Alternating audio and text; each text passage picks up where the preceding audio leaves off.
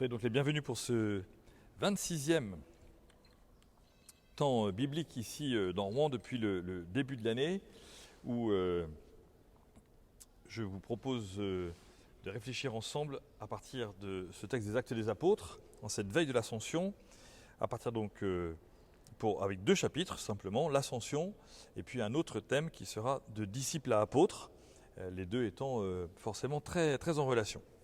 Nous sommes donc déjà ce soir dans le 39e jour après Pâques. Le temps file, l'Ascension c'est 40 jours, la Pentecôte c'est 50 jours après Pâques. Nous sommes effectivement dans cette grande fête et c'est magnifique de pouvoir être ici à Rouen ce soir et de pouvoir ainsi célébrer les fêtes Jeanne d'Arc dans cette dynamique de l'Ascension, parce que véritablement je crois que Jeanne essaye de nous transmettre sans cesse ce rapport au ciel qui lui donne de ne pas avoir peur, entre guillemets, de mourir, mais surtout, et c'est cela qui est essentiel, de pouvoir offrir sa vie joyeusement au Christ, alors qu'on l'amène au bûcher avec violence, méchanceté. Alors essayons d'entrer dans ce thème de l'Ascension.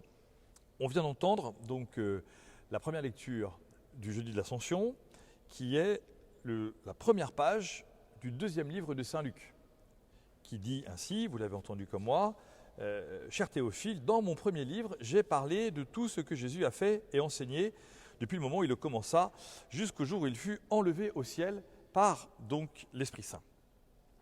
Donc, le premier livre de Saint Luc, c'est l'Évangile, et le 2e livre de Saint Luc, ce sont les Actes des Apôtres.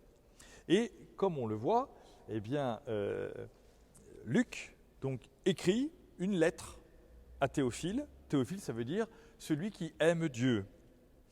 Il résume son premier livre, qui est pourtant déjà assez long, en 3 points à peine, qui sont nécessaires pour nous et qui nous permettent finalement de dire mais je trouve quoi dans l'Évangile ? Eh bien, Saint Luc dit le baptême donné par Jean, le 2e, c'est la passion du Christ, et le 3e, c'est le don de l'Esprit Saint.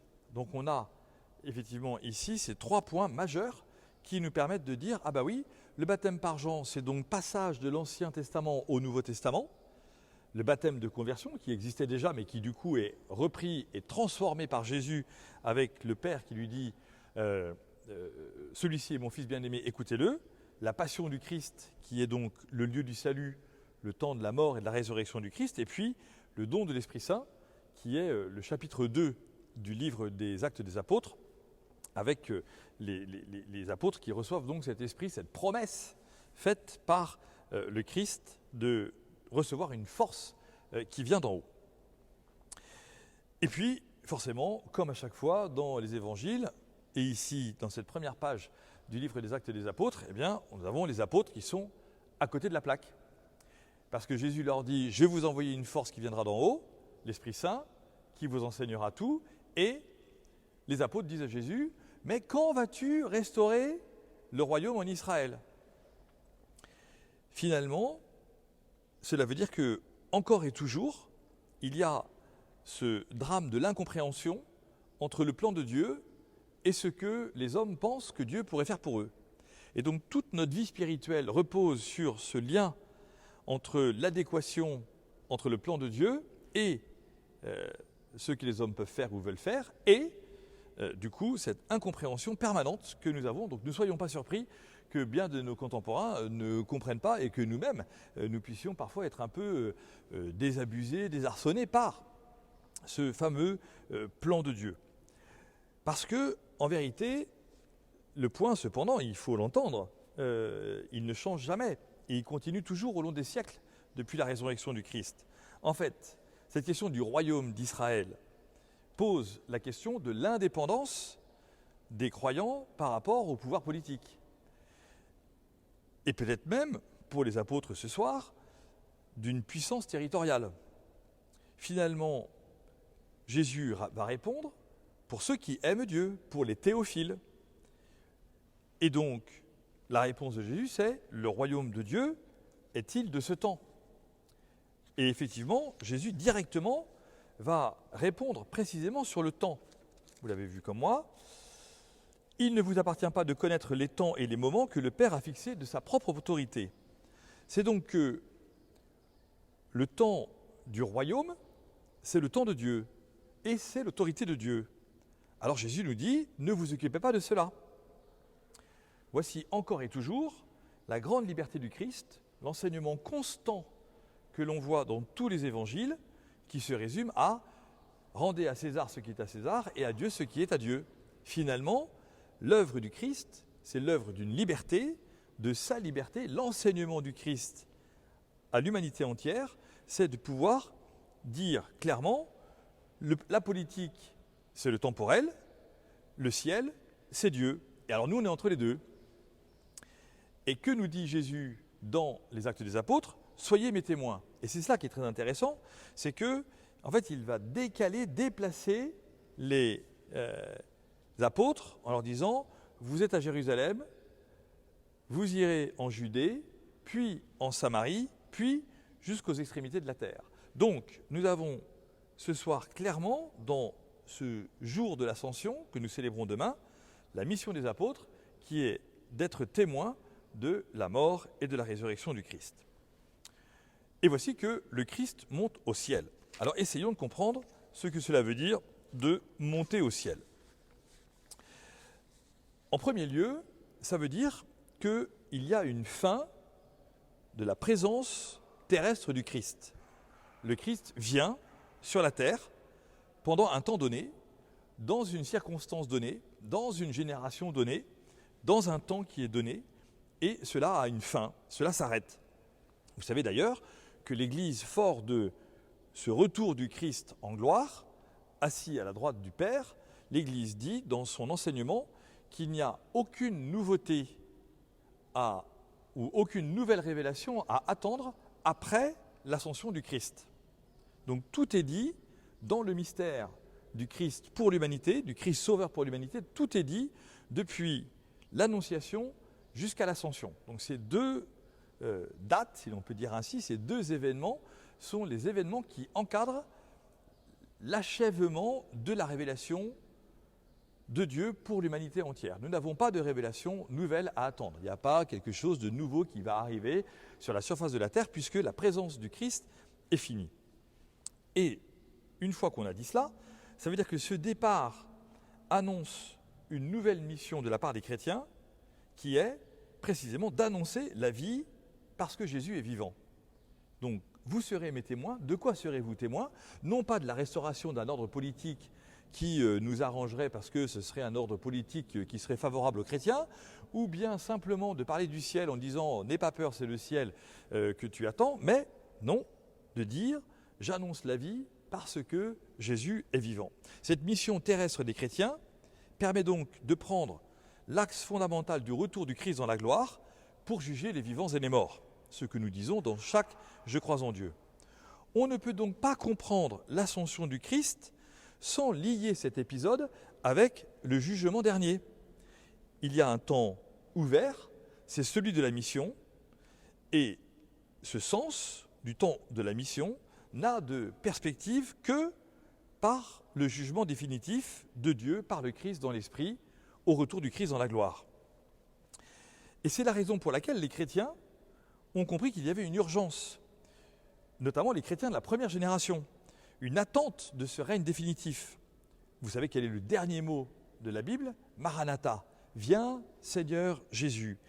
Et cette urgence a fait penser, on en a des traces dans le Nouveau Testament, après l'Évangile, cette urgence de la conversion, de la mission, de partir de Jérusalem pour aller jusqu'aux extrémités de la terre, cette urgence a fait penser à certains des premiers chrétiens que le Christ glorieux reviendrait pour juger les vivants et les morts avant la mort du dernier qui avait vu le Christ vivant.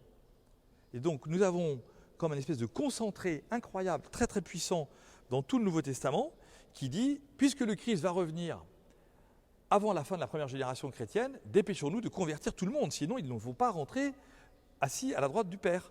C'est ce que dit Jésus. Et qu'est-ce qui fait penser ça notamment ? C'est quand Jésus dit à Jean, à propos de Pierre, qu'est-ce qui va lui advenir ? ça c'est la fin de l'évangile de Saint Jean, et que Jésus dit à Pierre, viens et suis-moi, et puis on se tourne vers Jean, et on dit, qu'est-ce qui va lui arriver pour lui? Eh bien, ça c'est pas ton affaire, mais il sera avec moi dans la gloire. Et donc, cette concentration va faire que, effectivement, il va y avoir comme une urgence dans la première génération chrétienne. Et puis comme il y a une deuxième génération chrétienne, puis une troisième génération chrétienne, c'est là que va naître un premier élément fondamental pour les chrétiens qu'on va appeler la théologie de l'histoire.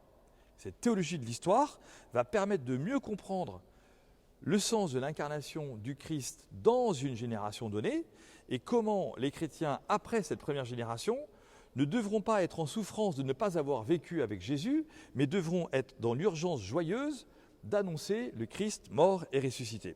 Donc cette théologie de l'histoire permet désormais à chaque génération d'entrer dans l'urgence du salut, de la vie éternelle, de cette annonce de la vie éternelle. Et quand nous regardons dans toutes nos églises, quand nous regardons les abbayes, quand nous regardons les façades des églises, quand nous regardons toutes ces peintures religieuses, elles expriment toutes à la fois cette espérance en la vie éternelle et l'engagement que le Christ provoque chez chaque chrétien en disant « Allez dans le monde entier annoncer l'évangile à toutes les nations ». Donc, finalement, on saisit que la promesse de Jésus ne cesse de se réaliser. Oui, le Saint-Esprit est une force pour chaque génération chrétienne avec de nouveaux défis pour répondre à leurs contemporains et leur faire découvrir l'amour du Christ pour eux. Chaque génération chrétienne, depuis 2000 ans, est une génération habitée par le même Esprit Saint, par le même Saint-Esprit, avec la même dynamique, avec la même puissance, qui nous permet de nous appuyer sur les chrétiens des générations d'avant nous et de préparer la génération d'après en disant voilà, qu'est-ce que nous faisons aujourd'hui? Alors, nous saisissons que la vie chrétienne est une ascension vers le ciel, un appel permanent à dire plus que l'horizontalité de la vie pour manifester sa verticalité. La fin de l'évangile de Saint Luc parle déjà d'ailleurs de l'ascension du Seigneur. Et alors que Jésus annonce qu'il va partir, il dit des phrases tristes, « Vous ne me verrez plus ». On pourrait imaginer que cette expression puisse faire comprendre ou faire entrer plutôt les apôtres dans une tristesse en disant on ne va plus voir Jésus, qu'est-ce qui va se passer? Or, immédiatement, quand Jésus dit « Vous ne me verrez plus, je vous enverrai l'Esprit Saint », eh bien, on nous parle de la joie chrétienne, la joie des apôtres qui louent le Seigneur dans le temple de Jérusalem et puis ensuite à l'extérieur en partant en mission. Donc oui, il y a de la joie à aller au ciel et à travailler sur la terre pour que les hommes connaissent Dieu et son œuvre réalisée par Jésus. Ce que nous voyons depuis 2000 ans, c'est que le monde n'a pas changé, que Pilate n'a pas changé, que les chefs d'État ne se convertissent pas au Christ Jésus. Les Romains sont toujours là. Les situations d'emprisonnement ou de complexité relationnelle de la politique ou de la religion chrétienne avec le monde politique sont toujours les mêmes. Les Juifs se sont débarrassés de Jésus dérangeant, mais finalement, pour qui est la nouvelle vie? Eh bien, elle est pour les disciples de Jésus. Ils ont reçu le Saint-Esprit et ils annoncent à tous la rédemption qui les fait vivre. Voici la joie des chrétiens. Cette joie, c'est précisément de dire « J'ai été touché par la mort et la résurrection du Christ, je sais qu'il est monté au ciel, je sais qu'il ne me laisse pas orphelin, je sais et je crois et je vois qu'il me donne une force nouvelle qui est la force de son esprit, et donc je m'engage dans une vie nouvelle à transmettre à mes contemporains la vie que le Christ vivant me donne. » Donc je saisis depuis le jour de l'Ascension lié à la Pentecôte qu'il y a une mission qui est forcément au-delà de mes forces, au-delà de mes capacités, mais cependant, comme les apôtres, je l'accomplis. Comme les apôtres, je la reçois. Comme les apôtres, je suis marqué par une véritable joie. Donc, nous saisissons qu'en l'espace de quelques jours, c'est-à-dire les 40 jours entre la résurrection du Christ et l'Ascension, les disciples et les apôtres qui étaient clairement dans une honte totale, on la voit avec Pierre, quand Jésus ressuscité lui apparaît, d'avoir abandonné le Christ à la croix, les disciples, par la puissance de la résurrection, vont passer de la tristesse, de la culpabilité et de la honte à la joie nouvelle donnée par le Christ vivant qui leur dit « Soyez les pasteurs de mes brebis, paix mes brebis, je vous envoie dans le monde entier pour annoncer cette bonne nouvelle de Jésus-Christ. C'est la raison pour laquelle nous sommes là ce soir. C'est précisément parce que si on nous avait annoncé de génération en génération, vous avez raison d'être triste, c'est difficile, vous avez abandonné le Christ, vous n'avez pas été fidèle, on ne serait pas là ce soir. Nous savons que nous avons abandonné le Christ, mais que le Christ cependant nous dit, allez dans le monde entier, annoncer à tous la bonne nouvelle. Donc les disciples ne sont pas abandonnés. Voici la nouvelle présence du Christ qui se déploie dans la vie de ses disciples, dans notre vie. Voici les sacrements qui disent la présence réelle du Christ mort et ressuscité. Lorsque nous célébrons les sacrements, nous ne célébrons pas le sacrement de la présence terrestre du Christ. Nous célébrons les sacrements de la présence du ressuscité au cœur de notre vie. Sinon, nous ne serions finalement que dans une logique d'anciens combattants, pour autant que ça puisse être respectable, mais ça n'est pas notre mission. Ça n'est pas notre affaire. Nous ne sommes pas là en train de dire, on va vous parler d'un gars qui a vécu il y a 2000 ans. Nous parlons du Christ sauveur qui parle dans notre cœur aujourd'hui. Celui dont nous parlons n'est pas un étranger à notre histoire. Il est complètement présent dans notre histoire. Et la présence du Christ dans notre histoire fait que notre vie devient théologique. Elle dit Dieu. Donc je passe d'un théophile à un théologue. Je passe, grâce à cet évangile et aux actes des apôtres, de celui qui aime Dieu, théophile, à un théologue, celui qui parle de Dieu. Et à chaque fois que je parle de Dieu, c'est bien parce que j'ai reçu une grâce qui me dépasse, qui montre que la mission est bien plus large que tout ce que je pourrais faire dans ma vie, mais qui cependant se réalise et où le Christ décide de passer par moi. C'est donc la raison pour laquelle nous comprenons que le retour du Christ à la droite du Père, son ascension à la droite du Père, n'est pas un éloignement, n'est pas un effacement. L'ascension provoque une joie durable. C'est le sens de cette question, si on avait fait le partage ce soir, que je vous posais ce soir, qui était de dire l'ascension a-t-elle une place dans votre vie spirituelle ? À mon avis, pardon de penser que pas beaucoup de monde, malheureusement, a une place dans la vie spirituelle. Mais parce que vous êtes là ce soir et que vous allez écouter ce podcast et le réécouter pour comprendre ce que j'ai dit trop vite, eh bien vous allez comprendre qu'effectivement, puisque l'ascension provoque une joie durable, c'est que l'ascension du Seigneur, en fait, participe de ma joie chrétienne et de mon zèle pour le ciel en étant témoin de la vie du Christ ressuscité en moi. Nos églises, en fait, sont un appel permanent, parce que le Christ est monté à la droite du Père, à être le signe de l'ascension du Seigneur. Qu'est-ce que je célèbre ? Est-ce que je célèbre simplement l'horizontalité d'une communauté qui partage ensemble le pain et le vin ? Ou bien est-ce qu'au contraire, parce que le Christ est monté au ciel, nous pouvons célébrer les sacrements qui continuent et qui préparent et qui nous font mieux vivre plus intensément encore avec le Christ mort et ressuscité que ce que les apôtres et les disciples ont vécu avec le Christ avant sa résurrection sur la terre. C'est quand même extraordinaire de pouvoir comprendre cela et de pouvoir passer dans une grâce qui est que les apôtres n'avaient pas reçu le Saint-Esprit quand ils vivaient avec Jésus quand même. Ils l'ont reçu après la mort et la résurrection du Christ. Donc, la joie des apôtres est une joie que nous aussi nous vivons sacramentellement, plus puissamment que terrestrement, que dans la vie terrestre du Christ.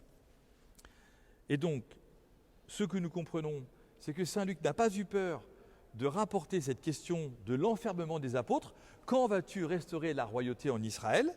Parce que, en fait, enfermés dans leurs vieilles idées du Messie politique, les voici libérés par l'ascension du Seigneur. La promesse du Saint-Esprit est plus puissante que le rétablissement d'un pouvoir politique religieux favorable à notre religion. Au pouvoir politique, désormais, les chrétiens opposent le don et la mission, le don du Saint-Esprit et l'envoi aux missions, avec le regard vers l'avenir de l'éternité. La joie chrétienne exprime la liberté intérieure, la vie spirituelle confessée par Jésus et en Jésus.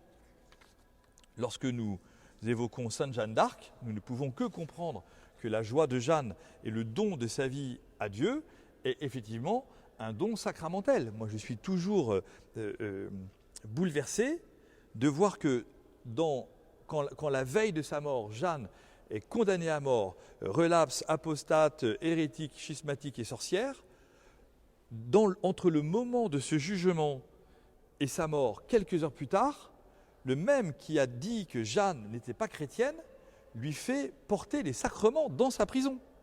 Elle se confesse et elle reçoit la communion. C'est donc qu'il y a bien quelque chose qui s'est passé dans ce mouvement politique où même l'évêque qui était dans cette dynamique politique, l'évêque Cochon et tous ses juges avec lui, eh bien, décide malgré tout de rendre à Jeanne la grâce d'une certitude sacramentelle qui va être la certitude de la présence du Christ ressuscité dont elle va prononcer le nom sur le bûcher. Quand elle prononce le nom de Jésus, ce n'est pas le Jésus de 1430 ans avant elle, c'est le Jésus présent dans sa théologie, dans son histoire. Et Jeanne, nous le savons, est une théologienne. Elle dit Dieu au XVe siècle comme aucun évêque qui l'a jugé à mort et condamné à mort n'a pu le dire. Donc nous comprenons qu'effectivement, alors l'ascension en fait rend catholiques les disciples. Le disciple chrétien, le disciple du Christ, n'est pas contingenté à un pouvoir politique. Le disciple du Christ n'est plus limité à la contingence d'un pays, à celle d'un pouvoir politique ou d'une quelconque organisation. Catholique, qui veut dire en latin universel, catholique c'est du grec, vous le savez, ça veut dire que partout où le chrétien va, il est libre, même quand il est en prison à cause du nom du Christ. Partout où le chrétien va, il sait que sa patrie, c'est le ciel. Partout où le chrétien va, il attend et il se prépare à siéger à la droite du Père, comme le Christ. Ce qui signifie que les premiers chrétiens ont saisi qu'effectivement, l'ascension du Christ n'était pas pour un temps de confusion de Jésus dans le cosmos intersidéral, mais que, au contraire, l'ascension du Christ nous permet de dire que nous ne sommes pas des pions dans l'humanité, mais que nous sommes des êtres uniques, voulus et nécessaires, et en plus aimés. Voici donc l'Église, rien d'autre, et pourtant toujours tout autre, car elle reçoit sans cesse de nouveaux dons pour de nouvelles missions depuis l'ascension du Seigneur. Sa promesse, la promesse faite par le Christ, est donc nouvelle à chaque génération. Voici ce que je voulais vous dire sur l'ascension. Deuxième et dernier chapitre pour ce soir. De disciples à apôtres. Nous comprenons alors bien mieux maintenant, je l'espère en tout cas, ce passage de disciple à apôtre. Le disciple, c'est l'élève. Il apprend la leçon. L'apôtre, en grec, cela veut dire envoyé. Il transmet donc la vie qu'il a reçue. Et qu'est-ce que dit le Christ à ses disciples quand ils deviennent des apôtres ? Allez, faites des disciples qui deviendront des apôtres. Parce que ce que donne Jésus dans cet ordre, allez, faites des disciples, baptisez-les au nom du Père, du Fils et du Saint-Esprit, et moi je suis avec vous tous les jours jusqu'à la fin du monde. Ce que fait le Christ, c'est ce que lui-même a fait. Et donc le chrétien essaie de faire ce qu'il dit parce que le Christ lui-même a fait ce pourquoi il a été envoyé. Le Christ envoyé envoie. Donc le disciple qui devient apôtre est un disciple de Jésus qui dit « je suis envoyé ». Et donc ce que nous comprenons quand Jésus dit « allez » à ses disciples, c'est qu'il leur transmet sa propre nature. La nature du Christ est d'être envoyé. La nature de Jésus est une nature qui sort du sein du Père pour rejoindre ses contemporains, et si peu à l'époque de Jésus, dans sa propre génération, il n'a pas converti tout le monde alors qu'il était le Messie, le Fils de Dieu, et que, je peux penser par exemple que quand je vois que Jésus n'avait que 12 apôtres, moins un pendu et un traître, depuis 39 jours, j'ai baptisé 50 personnes, je suis quand même 3 fois et demi plus puissant que Jésus, d'accord ? Donc c'est pas mal, donc rien qu'à moi, donc avec vous ensemble, là, on est dans un truc record mondial, d'accord ? Donc le Christ envoyé envoie, et donc il permet que chacun d'entre nous comprenne qu'il nous est transmis la même nature divine que le Christ. La nature divine, c'est d'être envoyé. Et donc la grâce du chrétien, c'est d'être comme le Christ. Voici le message de l'Évangile. C'est d'ailleurs à Antioche que pour la première fois, les disciples de Jésus reçurent le nom de chrétiens, parce qu'on a compris qu'ils étaient comme le Christ, ce qui nous permettra de dire Saint Paul de manière absolument magnifique, « Qu'as-tu que tu n'aies reçu ?» Ce que tu es, tu l'as reçu. Qu'as-tu que tu n'aies reçu ? Et quand vous posez cette question à quelqu'un qui se demande où il en est, posez-lui cette question, qu'as-tu que tu n'aies reçu ? Vous allez voir que automatiquement, vous remettez la personne sur une dimension d'acceptation d'avoir reçu, et donc d'être ou non en position de donation. Est-ce que toi, à ton tour, tu veux donner pour que quelqu'un reçoive ? Si tu n'es que auto-centré, que auto-référencé, ultra-individualiste, fermé sur ta propre carrière, tes propres habitudes, en fait, tu n'es pas envoyé. Et donc, tu es en train de perdre ce que tu as reçu. Puisque toi-même, en comprenant que tu as reçu, tu vas saisir dans le fond de ton cœur et de ta vie entière que tu as envie de donner. On comprend alors que le disciple traverse sa propre existence en devenant apôtre par la grâce de la résurrection du Christ. Cela ne dépend pas de lui, mais de Dieu qui lui ouvre sa vie. Nous comprenons alors que la vie de l'Église est une traversée. Quand je vous dis traversée, forcément, tout le monde saisit que traversée, c'est le mot français pour dire Pâques. Pâques, passage, traversée. Donc, la traversée, c'est ce passage qui va d'une rive à l'autre. Et le passage du chrétien, c'est de passer de disciple à apôtre. Pendant un temps sur la rive du Christ, sur la rive, ma première rive, j'entends, je découvre et j'apprends la vie du Christ et comment le Christ se fait en moi. Et en fait, je saisis qu'il y a un moment où il faut que je passe sur l'autre rive. Ce que Jésus dit à ses apôtres quand il leur apparaît sur le lac de Tibériade et que les apôtres disent « alors, t'étais où ?» Et qu'est-ce que répond Jésus ? Il ne leur raconte pas sa vie d'avant, il leur dit « passons sur l'autre rive ». Donc, il permet, même à ses apôtres qui ne comprennent rien, de passer et de traverser.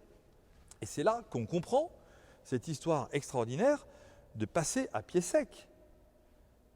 L'histoire de Moïse qui passe à pied sec avec son peuple tout entier et qui traverse la mer. Qu'est-ce que ça veut dire ?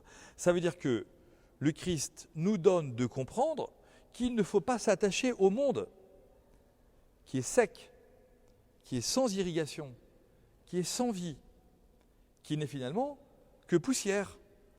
Et donc je le traverse à pied sec. Et donc j'avance dans le monde en ne m'attachant pas au monde. Et je considère que le monde est sec, alors que c'est Dieu qui me donne la vie. Et que moi je suis un vivant qui veut traverser la vie pour transmettre la vie. C'est la raison pour laquelle on a aussi cette histoire qu'on comprend du coup beaucoup mieux.